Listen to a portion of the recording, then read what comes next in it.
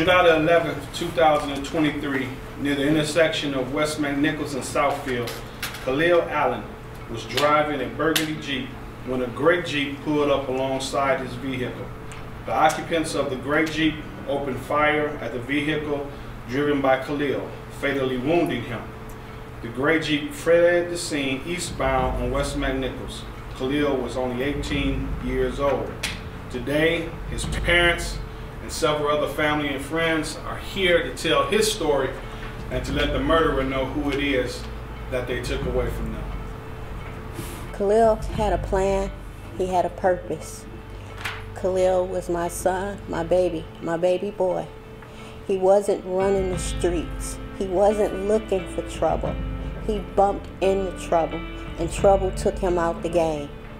I'm not asking why, because why won't bring my baby back.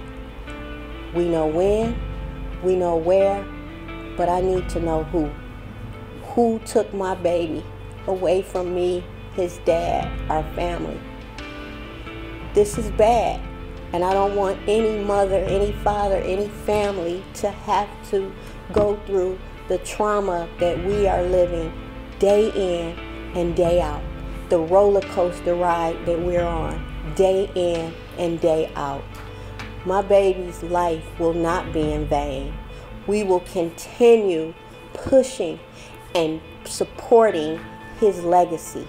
We're gonna do many things to honor my son.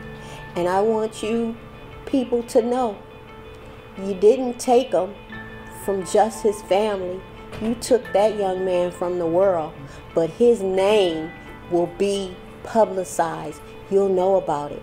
You're gonna sleep about it. You're gonna dream about it, because Khalil has a message for the world, and we're gonna make sure his message is heard loud and clear. My little brother was my best friend. He was born when I was 12 or 13 years old, so he was really like my first baby. Like, he was my baby. Like, we did everything together, and when he grew up this last couple of years, like, our bond just grew to something that I can't even describe. Like, we did everything together. We talked about everything, and I was supposed to see my little brother go to college. He was supposed to go to college in 1 month, and y'all took that from us. His repass was supposed to be his open house for college, and y'all took that from us. And y'all know who did this, so whoever did this, please, please, please turn yourself in. Or if y'all not who knows who did this, please leave a tip. We got to find who did this and put them away. Whoever did this broke me. They broke me. Khalil was so special. And when he was in nursery school, I used to pick him up and bring him to my house. And the only thing he ever wanted to eat was pancakes. So if I picked him up 5 days a week, it was pancakes. I said, "Do you want something different today?" Pancakes. But in any event, he was a genius. I just telling Lisa recently that he was a genius. When he was 4 years old, I had picked him up one day, and he came in and we were talking, and he started telling me about the planets. And he told me that Mars was red and Saturn had rings. And I said, "Well, how did you know that?" He said, "I just did." And so he was smart long before his age. He was older than his age, really. And not a day goes by, his graduation picture is in my living room. And I go in every morning and I speak to him. And I say, "Hello, young fellow." And it's like his eyes are staring right back at me, saying hi right back. But whoever did this, you took something away from us that we can never get back. He'll always be in our hearts. And as his mom said, his legacy will live on. Khalil was the brightest light I have ever seen. I never seen anybody shine so bright, have so much personality. I mean, from little to big. And he mattered so much to all of us and to so many people. And like my family has said, you know, he had plans. We had plans for him. We were just celebrating him. He was 18 for 2 weeks. 18 for 2 weeks. We had just gone to his prom send-off. We had got graduation, all of those things. Only to know that you all would take him in the way that you did in the middle of the day and just never care, nobody just to care about him laying there and what that did to us. You know, people get into it, they have it out, they get upset, but to take him in the way that you did, like he was a dog on the street, it was just, it's beyond recognition, beyond my understanding. And I just do not understand how people just don't have a regard for human life, or you kinder to dogs on the street than what they were to my nephew. And I want whoever who did this, I want them to be found.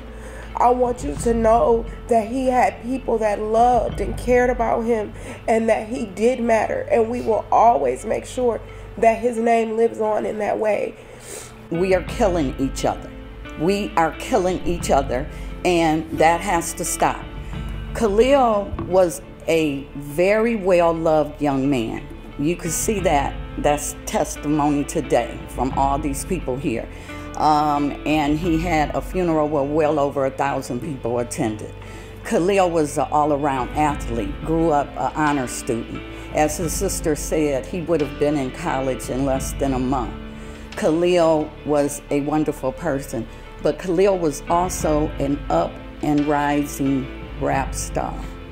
And in our community, these people who are supposed to be giving messages of rap, some of them are doing negative things.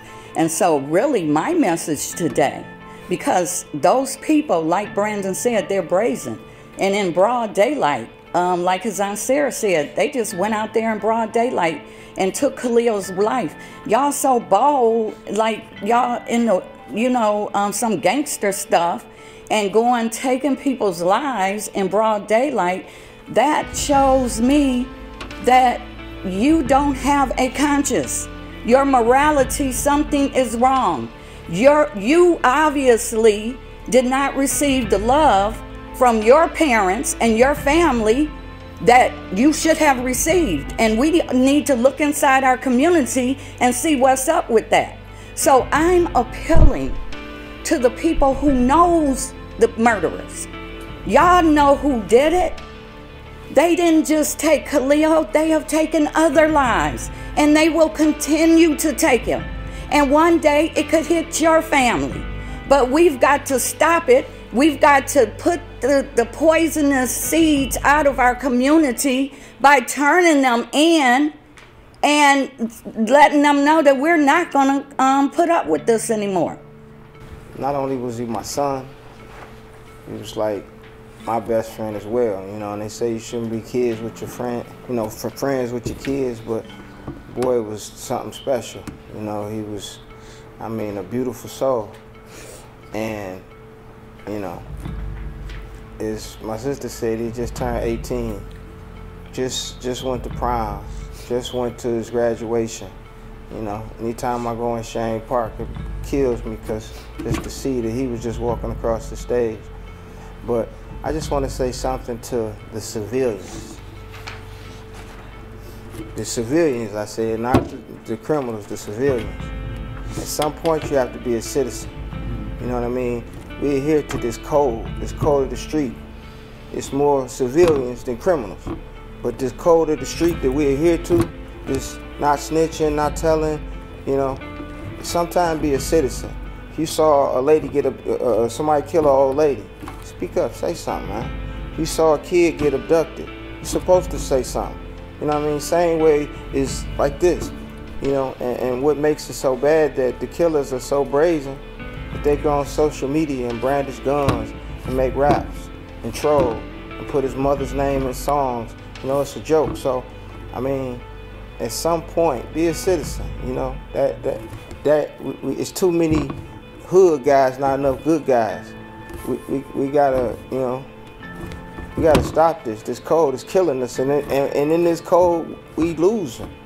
It's not a code that, you know, we all gaining and benefiting from.